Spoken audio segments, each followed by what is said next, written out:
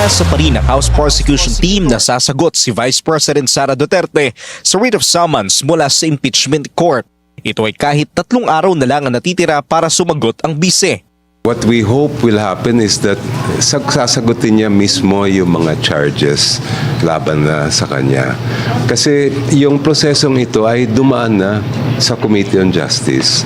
At nakita naman natin lahat na talagang meron na isalang na ebidensya. Mahalaga. Sa ngayon, almost ready na raw ang House prosecutors.